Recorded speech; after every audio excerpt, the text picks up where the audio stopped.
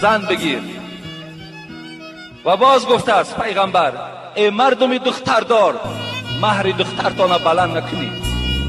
بهترین زن همون زنه که مهرش کم است.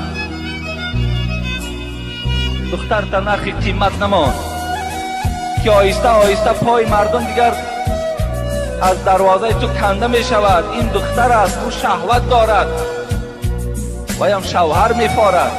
روز از روزها تو را به آب رو می کند با این نرخ نوایی که تو در او دختری خود گذاشتی. جوانها را می گوید کدام پول داری مال داری زن بگیر. فإن لم یستطیع، ای حبیب خدا اگر نداشته باشین چی؟